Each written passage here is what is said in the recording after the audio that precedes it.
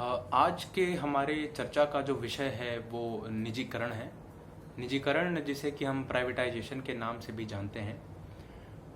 तो प्रश्न जो हमारे समक्ष है वो ये है कि क्या जो निजीकरण की नीतियां हैं जो कि सरकार विगत 5 से 6 वर्षों के बीच में अपना रही है, जो सरकारी कंपनियों को सरकार बेच रही है, क्या ये नीति सही है या नहीं है? आज इसी सवाल पर हम चर्चा करने जा रहे हैं। तो सबसे पहले हमें ये समझना होगा कि निजीकरण का अर्थ क्या होता है। तो जब सरकार के अधीन जो सरकारी कंपनियां होती हैं, सरकार जब उस कंपनी की शेयर को बेच देती है किसी गैर सरकारी कंपनी को, तब उसे हम निजीकरण कहते हैं। तो सवाल हमारे समक्ष ये है कि सरकार के ये जो निर्णय है कि वो सरकारी कंपनियों के शेयर जो हैं उसे निजी कंपनियों या गैर सरकारी कंपनियों को बेच दे रही हैं, तो क्या ये नीति जो है ये सही है? क्या इस नीति की आवश्यकता है या नहीं है? आज हम इसी पर चर्चा करेंगे। तो दो प्रश्न हैं जो कि काफ़ी महत्वपूर्ण हैं। पहला ये कि उत्पादन के लिए हमें किस क्षेत्र में, जिस क्षेत्र पर हमें निर्भर रहना चाहिए। क्या हमें सरकारी कंपनियों पर निर्भर रहना चाहिए या गैर सरकारी कंपनियों पर निर्भर करना चाहिए? क्योंकि अगर सरकारी कंपनी पर हम निर्भर रहेंगे तब हमें निजीकरण की आवश्यकता नहीं होगी। लेकिन अगर हमें ये लगता है कि अब हमें सरकारी कंपनी पर नहीं बल्कि गैर सरकारी कंपनियों पर निर्भर होने की आवश्यकता है, तो निजीकरण एक सही कदम है जो सरकार ने उठाया है।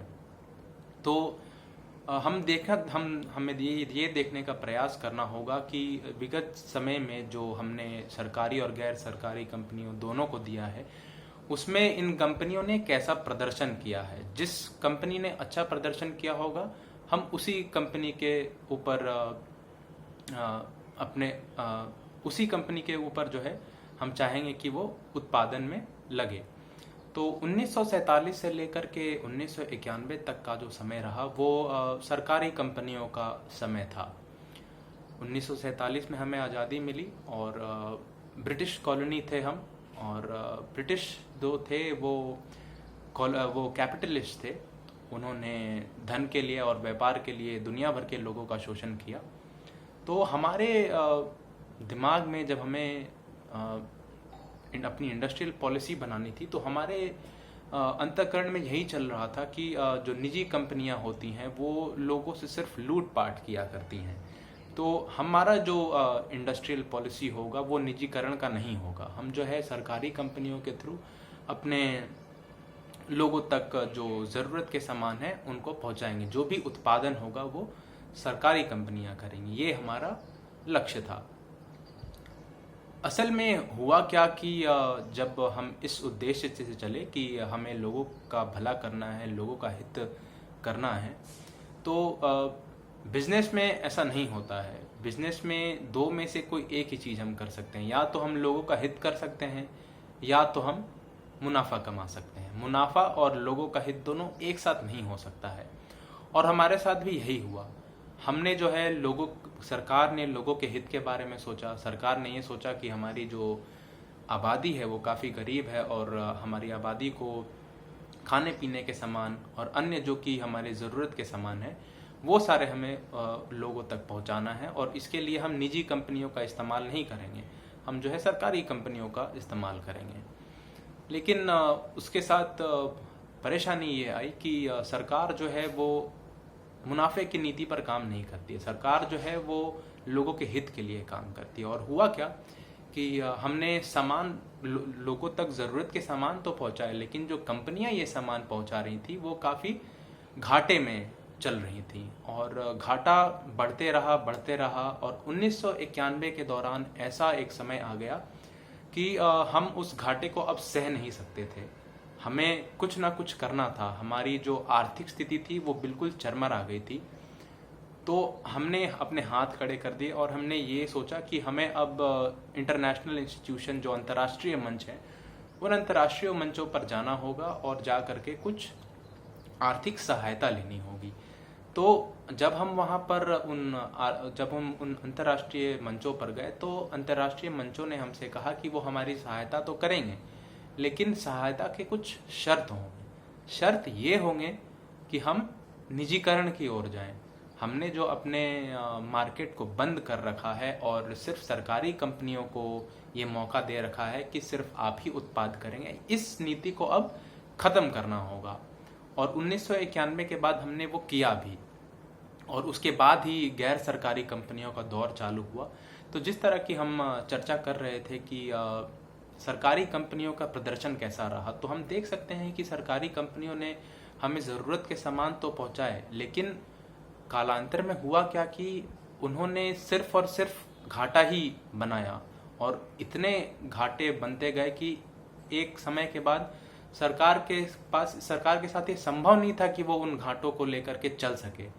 तो हमने जो है वो हमने 1991 में निजीकरण की नीति को अपनाया, और हमने निजीकरण की नीति को अपनाते हुए हमने पहले क्या किया था कि हमने जो उत्पाद के क्षेत्र थे, उन 18 क्षेत्र थे, तो 18 क्षेत्रों को हमने ये कह रखा था कि इसमें जो गैर सरकारी कंपनियां हैं, जो निजी कंपनियां हैं, वो इसमें उत्पाद नहीं कर सकती हैं, और इसमें सिर्फ जो है सरकारी कंपनियां उत्पाद करेंगी। फलस्वरूप हमने देखा कि कैसे हमारी आर्थिक स्थिति बिल्कुल चरमरा गई। तो हमने ये सीखा कि नहीं, हमने जो अपने उत्पाद के क्षेत्र हैं वो गैर सरकारी कंपनियों के लिए भी खोलने चाहिए, और हमने वैसा किया भी। और जब हमने अपने उत्पाद के क्षेत्र को गैर सरकारी कंपनियों के लिए खोल दिया, तो जो आर्थिक विकास हमने किया, उसको बस मैं एक अब फैक्ट रख के आपको समझाने का प्रयास करूंगा कि भारत जो है वो विश्व में अकेला एक ऐसा देश है जो कि वर्ल्ड बैंक के पास कर मांगने गया था, और आज ऐसी परिस्थिति है, हमारी आर्थिक स्थिति इतनी मजबूत हो गई है कि हम आज IMF को जो है हम ही कर प्रदान करते हैं। तो एक समय 1991 के पहले का ऐसा था कि हम अंतर्राष्ट्रीय मंचों पर जाकर के आर्थिक सहायता मांगते थे। लेकिन आज एक ऐसा समय आ गया है 1991 के बाद, जब हमने निजीकरण की नीतियों को अपनाया, तो एक समय ऐसा आ गया है कि आज हम ही उन अंतर्राष्ट्रीय मंचों को पैसा दे रहे हैं। तो आप ये समझ सकते हैं कि निजीकरण के कारण हमने 1991 के बाद हमने कितना हमारी आर्थिक स्थिति जो है वो मजबूत हुई। तो ये जो था, ये हमने बस देखने का प्रयास किया कि निजी कंपनियां और सरकारी कंपनियों में ज़्यादा लाभ किसने प्रदान किया, और हमारी आर्थिक परिस्थितियां जो हैं वो किस समय में सुधरी। तो ये स्पष्ट है कि हमारी जो आर्थिक स्थिति है वो 1991 के बाद जो है निजी कंपनियों के अंतर्गत हमारी जो आर्थिक स्थिति है वो काफ़ी मजबूत हुई। तो ये तो बस प्रदर्शन की बात रही। अब हम ये देखते हैं कि जो निजी कंपनियां हैं और जो सरकारी कंपनियां हैं वो कैसे काम करती हैं। तो जो सरकारी कंपनियां होती हैं, उन्हें सरकार जो है वो हर साल बजट में से कुछ पैसे जो है देती है कि इस पैसे से आप अपना देख रेख करिए, अपनी कंपनी को चलाइए। तो भारत एक ऐसी अर्थव्यवस्था है जो कि आज़ादी के बाद से उसके पास जो उसकी ज़रूरतें थीं वो उसकी आय से हमेशा ज़्यादा रही हैं। हमारे जो ज़रूरतें रही हैं, हमारे जो खर्च रहे हैं, वो हमारी आय से हमेशा ज़्यादा रहे हैं। हमें बहुत सारे कार्य करने होते हैं, लोगों की सुरक्षा के लिए, लोगों के हित के लिए, इंफ्रास्ट्रक्चर बनाने के लिए हमें काफ़ी सारी पैसों की आवश्यकता होती है। और हमारी स्थिति आज भी हमारी स्थिति ये है कि हम जो है, हमारे खर्च जो हैं वो हमारे आय से अधिक हैं। तो आप ये सोच सकते हैं कि एक ऐसे समय में जबकि हमारे खर्च जो हैं वो हमारे आय से ज़्यादा हैं, उस समय में अगर हमसे कोई ये कहे कि जो तुम्हारा थोड़ा बहुत भी जो आय है उसमें से भी कुछ पैसा जो है तुम हमको ही दे दो, तुम जो है वो लोगों की भलाई में मत लगाओ, तुम वो पैसा हमें ही दे दो, तो आप समझ सकते हैं कि ये किन आर्थिक परिस्थितियों को जन्म देगा। ठीक यही चीज़ जो है सरकारी कंपनियों के साथ हो रहा है। सरकारी कंपनियां आज अगर हम देखें तो 280 सरकारी कंपनियां हमारे यहाँ हैं, जिसमें से कि 2/3 कंपनियां जो हैं वो लॉस में चल रही हैं। तो ऐसे समय में जबकि हमें इंफ्रास्ट्रक्चर पे पैसा देना चाहिए, जबकि हमें जन कल्याण के लिए लोगों की सुरक्षा में पैसा खर्च करना चाहिए, सरकारी कंपनियों के कारण सरकार को जो है उन पैसों को, उस पैसे का जो हम कर के रूप में सरकार को प्रदान करते हैं, उसमें का हिस्सा जो है वो हमें सरकारी कंपनियों को देना पड़ता है। तो आप समझ सकते हैं कि कैसे सरकारी कंपनियां जो हैं वो सरकार के ऊपर एक बोझ बन करके रह गई हैं। लेकिन अगर हम निजी कंपनियों को देखेंगे तो निजी कंपनियों की कोई निर्भरता नहीं है सरकार पे। उनके अपने संसाधन होते हैं, उनके अपने धन होते हैं, वो अपने धन मूल्यों का इस्तेमाल करके उत्पाद करते हैं और वो सरकार को जो वो खुद का मुनाफा कमाते हैं उसमें से कुछ सरकार को दे ही देते हैं।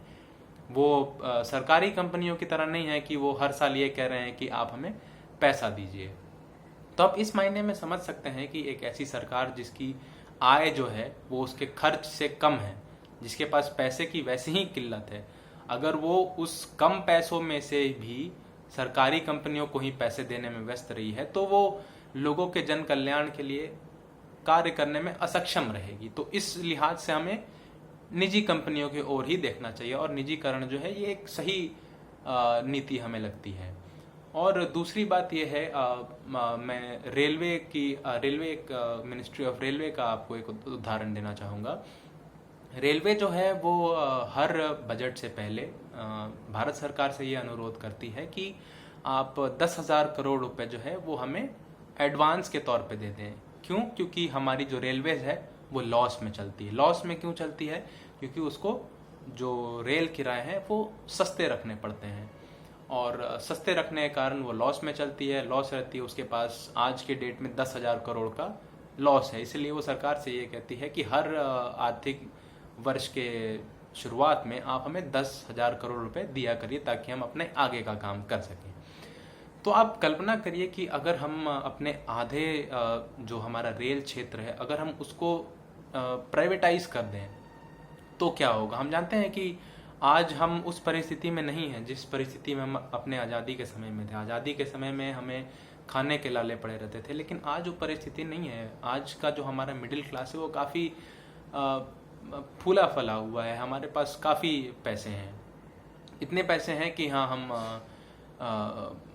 प्राइवेट सेक्टर्स के जो ट्रेन हैं उन्हें दे सकते हैं। तो प्राइवेट सेक्टर के जो ट्रेन होंगे वो आपको कई सारी फैसिलिटीज़ प्रोवाइड करेंगे और साथ ही साथ उन फैसिलिटीज़ के लिए वो आपसे काफ़ी पैसे भी लेंगे। तो चूंकि वो आपसे किराया ज़्यादा लेते हैं वो अपने एक्सपेंसेस को मीट कर पाते हैं और एक्सपेंसेस के साथ साथ वो अपने मुनाफे बना सकते हैं, जो कि सरकारी जो ट्रेन्स हैं वो नहीं बना सकती हैं क्योंकि वो किराए ही कम लेते हैं। तो आप ये कल्पना करिए कि जो अगर हम रेलवेज को प्राइवेटाइज कर दें आज इस क्षेत्र को और वो प्रॉफिट बनाने लगे तो वो उस प्रॉफिट से एक तो आत्मनिर्भर हो ही जाएगी और आत्मनिर्भर होने के साथ साथ वो सरकार को ही कर प्रदान करेगी और सरकार को जो है वो आर्थिक मदद देगी। तो आप देख सकते हैं कि हम जब निजीकरण की ओर जा रहे हैं तो हमें कितना फायदा हो रहा है। जो सरकार के ऊपर जो आर्थिक दबाव बना रहता था वो निजीकरण से कम हो सकता है। मुझे या आपको निजीकरण से उतना मतलब नहीं होगा, हमें क्या है, हमें बस विरोध और प्रदर्शन करना है कि सरकारी कंपनियों को बेच दिया, सरकारी कंपनियों को बेच दिया। हमें थोड़ी सरकार का खाता चलाना है। सरकार जो अपना खाता चला रही है उसे ये दिख रहा है कि अगर सरकारी कंपनियां घाटे में चल रही हैं तो क्यों ना हम निजी कंपनियों को उनकी जिम्मेदारी दे दें ताकि वो उनको सुचारू रूप से चला सकें और मुनाफा बना सकें। तो कम से कम जो पैसे हमें इनको जिंदा रखने में खर्च करने पड़ रहे हैं वो हम जनता की भलाई के लिए इस्तेमाल कर सकेंगे। तो आप देख सकते हैं कि निजीकरण के कितने सारे उपयोगिता हैं। और मैंने चूंकि ये कहा कि सरकारी कंपनियां इसलिए लॉस करते, इसलिए घाटे में रहती हैं क्योंकि वो लोगों की भलाई के लिए काम करती हैं। तो कोई मुझसे ये प्रश्न कर सकता है कि अगर सरकार जो है, सरकारी कंपनियां जो हैं वो भी अगर मुनाफे के लिए काम करने लगे और लोगों के हित के बारे में ना सोचे तो हमें निजीकरण की क्या हो सकता है। तो इसके लिए हमें ये देखना होगा कि जो विश्व भर के देश हैं उनके एक्सपीरियंस के आधार पर ये पता चला है कि बिजनेस के लिए जो सबसे महत्वपूर्ण चीज़ होती है वो ये होती है कि हमें जो निर्णय लेने हैं वो हम काफ़ी तेज़ी से निर्णय लें। अगर निर्णय लेने में, बिजनेस से रिलेटेड निर्णय लेने में अगर हमें देरी होगी तो हमारा बिजनेस जो है वो प्रॉफिटेबल ढंग से, मुनाफे के ढंग से नहीं चल पाएगा। और सरकारी कंपनियों के साथ यही सबसे बड़ी परेशानी है कि जो निर्णय लेने की क्षमता है, जो निर्णय लेने की गति है, वो काफ़ी धीरे होती है। और आप सभी जानते होंगे, आप सरकारी दफ्तरों में जाते हैं, वहाँ पे जो काम करने की गति क्या है आप उससे भली भांति अवगत हैं। तो ये एक सबसे बड़ा अवरोध है जिसके कारण कि जो सरकारी कंपनियां हैं वो मुनाफा नहीं बना सकती। और आज के ज़माने में हमें निजीकरण के ओर ही देखना होगा। जाते जाते मैं बस एक बात कह देना चाहता हूँ। मैं ये जो वीडियोस आपके साथ शेयर कर रहा हूँ, ये आपके लाइक्स और सब्सक्राइब के लिए नहीं कर रहा हूँ। मैं ये वीडियो बस इसीलिए बनाता हूँ ताकि जो सच है वो आप तक पहुँच सके। तो मेरा आपसे बस यही एक अनुरोध है कि इस वीडियो को ज़्यादा से ज़्यादा उन लोगों तक पहुँचाइए जिनको आपको लगता है कि जिन लोगों को इस विषय में पता होना चाहिए। धन्यवाद।